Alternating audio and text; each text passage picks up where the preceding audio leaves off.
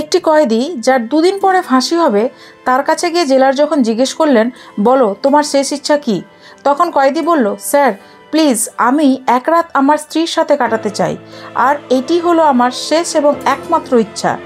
জেলার মহাশয় চিন্তাতে পড়ে যায়। আজ পর্যন্ত আমার 20 বছরের সার্ভিস লাইফে এইরকম বিচিত্র রকমের ইচ্ছা আমি কখনো শুনিনি। কিন্তু যে মানুষ দুদিন পরেই মারা যাবে তার ইচ্ছা পূরণ করা যদি আমার সাধ্যের মধ্যে থাকে তাহলে আমি অবশ্যই পূরণ করব। এই কথা ভেবে জেলার মহাশয় তার স্ত্রীকে খবর দেয়, আর তার স্ত্রীর সাথে এক রাত থাকাটাই হলো এই কাহিনীর টুইস্ট। হ্যালো অ্যান্ড আসসালামু আলাইকুম এভরিওয়ান। আজকের যে সত্য ঘটনাটি আপনাদের শোনাবো সেটি হলো উত্তরপ্রদেশের আলিগড় নামের একটি জায়গার। এই আলিগড় নামক জায়গাটি আপনারা কিভাবে বা কেন শুনেছেন তা কমেন্টে অবশ্যই জানাবেন। তো যাই হোক, কাহিনীতে ফিরে আসা যাক। এই ঘটনাটি সিনেমার কোনো স্টোরি থেকে কম নয়। দুই বন্ধু সুবোধ এবং প্রমোদ ছোট থেকেই তারা একসাথে বড় হয়, খাওয়া দাওয়া খেলাধুলা সব একসাথেই করত। এইভাবেই তাদের দিন কাটত। ধীরে ধীরে তারা বড় হয় এবং দুজনে একটি প্রাইভেট কোম্পানিতে জয়েন করে। এতদিন তাদের মধ্যে সব কিছুই ঠিকঠাক ছিল। তারা বন্ধু কম এবং ভাইয়ের মতো বেশি থাকতো। কিন্তু এইবার তাদের মধ্যে আসে একটি মেয়ে।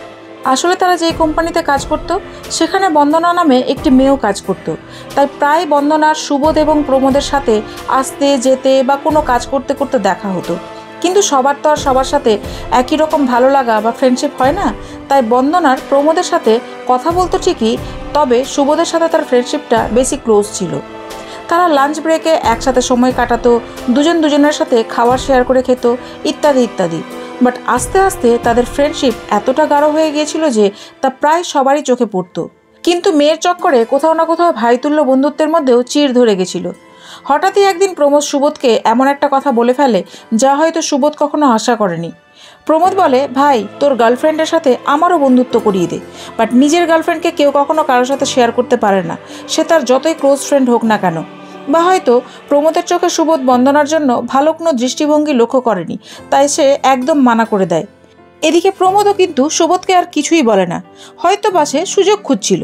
কারণ বন্দনা প্রায় সুবোধ যেখানে থাকতো সেখানে তার সাথে দেখা করতে যেত। আর এই সুযোগ বুঝেই যখন বন্দনা একদিন সুবোধের সাথে তার ঘরে দেখা করতে যায় তখন সুবোধ ঘরে ছিল না, সে সবজি আনতে বাজারে গিয়েছিল। তখনই প্রমোদ সুবোধের ঘরে ঢুকে বন্দনার সাথে জোর জবরদস্তি করে কুকর্ম করার পর তার গলা চেপে তাকে হত্যা করে বাইরে পালিয়ে যায়। বাইরে যাওয়ার পর সে নিজেই পুলিশকে ফোন করে বলে যে স্যার এই লোকেশনে একটি খুন হয়ে গেছে। এদিকে আনফরচুনেটলি কিছুক্ষণের মধ্যেই সুবোধ ঘরে ঢুকে যায়। এইরকম অবস্থায় বন্দনার শরীর তার ঘরের বিছানায় পড়ে থাকতে দেখে সে অবাক হয়ে ঘাবড়ে যায়। সে কি করবে সে বুঝতে পারছিল না। আর ইতিমধ্যে পুলিশও সেখানে পৌঁছে যায়। পৌঁছে দেখে যে সুবোধ বন্দনার বডির কাছে রয়েছে। তাই পুলিশের কাছে খুনের প্রত্যক্ষ এভিডেন্স ছিল। আর এই এভিডেন্সের বেসিসেই পুলিশ সুবোধের আর কোনো কথা না শুনে সঙ্গে সঙ্গে তাকে অ্যারেস্ট করে নিয়ে চলে যায়।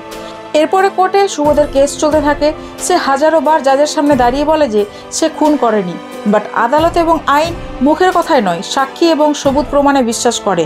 আর সাক্ষী সবুত প্রমাণ সবই ছিল সুবোধের বিরুদ্ধে, কারণ খুনের জায়গায় মৃতের সাথে তারই ঘরে একমাত্র সুবোধ ছিল। এদিকে পোস্টমর্টমের পর যখন সামনে আসে যে প্রথমে বন্দনার সাথে কুকর্ম হয় ও পরে তাকে নিষ্ঠুরভাবে হত্যা করা হয়, তখন সামাজিক এবং রাজনৈতিক দলের চাপ সৃষ্টি হয়। সবাই বলে যে যত তাড়াতাড়ি সম্ভব দোষীকে ফাঁসি দিতে হবে। এদিকে সুবোধের কোর্টে কেস চলতে থাকে। তার সাথে জেলে তার আত্মীয়রা সবাই একে একে দেখা করতে আসে। কিন্তু সুবোধের মাথায় একটা জিনিস কোনো মতই আসছিল না যে কে বা কেন বন্দনাকে হত্যা করেছে। তারপর ধীরে ধীরে দিন যেতে থাকে ও ইতিমধ্যে সুবোধেরও কোর্টের রায় আসে যে তাকে ফাঁসি দেওয়া হবে। এই ফাঁসির রায় আসার পর একদিন হঠাৎ করে তার বন্ধু প্রমোদ তার সাথে জেলে দেখা করতে আসে। প্রমোদকে দেখে সুবোধ খুব খুশি হয়, কিন্তু প্রমোদ বলে যে দেখ ভাই, ছোট থেকে আমরা একসাথে বড় হলাম, খাওয়া দাওয়া গল্প ঘোরা ভালো মন্দ সব একসাথে, আর মেয়ের মজা তুই কিনা একা ভোগ করবি। আর তোকে আমি যখন শেয়ার করতে বললাম তখন তুই আমার মুখের পরে না করে দিলি, তাহলে শাস্তি ভোগ কর, বিকজ এই খুনটা আমি করেছি। এই কথা শুনে সুবোধ পুরো ব্ল্যাঙ্ক হয়ে যায়। খুনি তার চোখের সামনে ছিল, বাট এখন তার আর কিছুই করা ছিল না। কিন্তু ওপরওয়ালা যদি কারো আয়ু রেখে থাকে তাহলে কোনো শত্রু বন্ধু বা কোনো কোর্টেই তাকে মারতে পারে না। তাই ফাঁসির 2 দিন আগে যখন জেলার তাকে জিজ্ঞেস করে যে বলো তোমার শেষ ইচ্ছা কি, তখন সে বলে যে আমি আমার স্ত্রীর সাথে এক রাত কাটাতে চাই, জেলারের কাছে এটি আশ্চর্য লাগলেও জেলার তার শেষ ইচ্ছা পূরণের জন্য সুবোধের স্ত্রীকে কোর্ট থেকে একটি ফর্মাল চিঠির মাধ্যমে খবর পাঠায় এবং সুবোধের স্ত্রীও ভাবে যে স্বামী যখন এত বড় ভুল করেছে কিন্তু তার জন্য কোর্ট তাকে সর্বোচ্চ শাস্তি দিয়েছে, তাহলে আমি আমার রাগকে সাইডে রেখে নিশ্চয়ই তার সাথে দেখা করতে যাব, কারণ আফটার অল সে আমার 2 সন্তানের বাবা। স্ত্রী জেলে পৌঁছায় স্বামীর সাথে শেষবারের মতো দেখা করতে। জেলার সাহেবের আদেশ অনুসারে সেখানে সুবোধের জেল থেকে অন্য কয়েদিদেরকে সরিয়ে অন্য জায়গায় শিফট করে দেওয়া হয়। সেখানে একটি বিছানারও ব্যবস্থা করা হয় এবং বাইরে 2জন গার্ডকে দাঁড় করিয়ে দেওয়া হয়।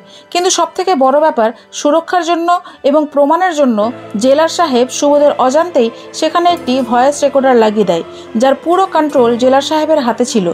স্ত্রী যখন সুবোধের কাছে পৌঁছায় তখন তাকে জিজ্ঞেস করে যে আমার ভালোবাসার মধ্যে কোন জিনিসের অভাব ছিল যে তুমি অন্য মেয়ের প্রেমে পড়ে তাকে শেষ পর্যন্ত নোংরা কাজ করে হত্যা করেছো। তখন সুবোধ প্রথম থেকে শেষ পর্যন্ত স্ত্রীকে সব কথা খুলে বলে যে কিভাবে প্রমোদ বন্দনাকে হত্যা করে ও চক্রান্ত করে তাকে ফাঁসিয়ে দেয়। এই কথা শুনে স্ত্রী কান্নায় ভেঙে পড়ে এবং দুজনকে ধরে খুব কাঁদতে থাকে। সুবোধ তার স্ত্রীকে বলে যে দেখো, আমাদের 2টো ছেলে আছে, তাদেরকে তোমাকে মানুষ করতে হবে, কিন্তু ওদেরকে ভুল করেও আমার এই দশার কথা বলবে না যেন, তা না হলে ওদের দেশের আইন ব্যবস্থার উপর ভরসা উঠে যাবে। এই কথা বলে তারা আবার দুজনকে ধরে কাঁদতে লাগে। আর তাদের এই কথাগুলি শুনে বাইরে থাকা গার্ড, জেলার এবং জেলারের সাথে থাকা পুলিশ অফিসাররাও, যারা তাদের এই ভয়েস রেকর্ডিং শুনছিল, তারাও ইমোশনাল হয়ে যায়।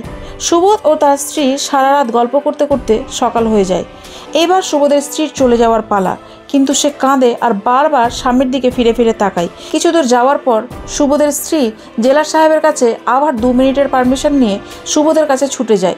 স্বামীর পা দুটো জড়িয়ে ধরে কাঁদতে লাগে এবং বলে যে এই জন্মের মতো আমাদের এটাই শেষ দেখা, কপালে থাকলে পরের জন্মে আবার দেখা হবে। এই বলে সুবোধের স্ত্রী সেখান থেকে চলে যায়। এবার জেলার সাহেবকে সকল স্টাফরা বলে যে স্যার প্লিজ আপনি কিছু করুন, চোখের সামনে একটি নির্দোষকে কিছুতেই মরতে দেওয়া যায় না। এরপর এই অডিও রেকর্ডারটিকে জেলার স্যার উঁচু পদের অফিসারদের শোনান এবং ইমিডিয়েটলি একটি বড় মিটিংয়ের আয়োজন করা হয়, যেখানে উঁচু পদের পুলিশ অফিসার, রাজনৈতিক পার্টি, সামাজিক পার্টি প্রভৃতি মানুষজন ছিলেন। এছাড়াও সেখানে কিছু রিটায়ার্ড জজও ছিলেন। এবার তাদের মধ্যে বড়সড় আলোচনা শুরু হয়। জেলার স্যারও অডিওটিকে সবার সামনেই চালান এবং এটি শুনে সকলে আশ্চর্য হয়ে যায় যে আজ এই ঘটনাটি সামনে না আসলে হয়তো ভারতের আইন ব্যবস্থা একটি নির্দোষকে ফাঁসি দিয়ে দোষীকে বাঁচিয়ে দিত। এরপর কোর্টের সিদ্ধান্ত অনুসারে সুবোধকে ফাঁসির সাজা থেকে বাঁচিয়ে দিয়ে প্রমোদের বিরুদ্ধে অ্যারেস্ট ওয়ারেন্ট জারি করে দেওয়া হয়। পুলিশও কেসটিকে খুব ইমোশনালভাবেই দেখে এবং পুলিশ তাড়াতাড়ি প্রমোদকে খুঁজে বের করে ও তাকে অ্যারেস্ট করে আদালতে পেশ করে। এরপর পুলিশ তার নিজের স্টাইলে জিজ্ঞাসাবাদ শুরু করলে প্রমোদ মুখ খুলতে বাধ্য হয় ও প্রমোদের ফাঁসি হয়। বন্ধুরা, এটা আমার লাইফে পাওয়া এক প্রকারের রেয়ার কেস, যেখানে শেষ পর্যন্ত সব পরিবর্তন হয়ে আসল ন্যায় হয়। মোরাল অফ দ্য কেস হলো এই যে যখন আপনাকে ঈশ্বর বাঁচাবে তখন এমন মিরাকেল হবে যা কেউ কখনো ভাবতে পারবে না। তাই ঈশ্বর এবং আইন ব্যবস্থা দুটোর উপরেই বিশ্বাস রাখুন এবং ভিডিওটি ভালো লাগলে একটি লাইক ও সাবস্ক্রাইব করতে ভুলবেন না। সবাই সুস্থ থাকুন, দেখা হবে পরের ভিডিওতে।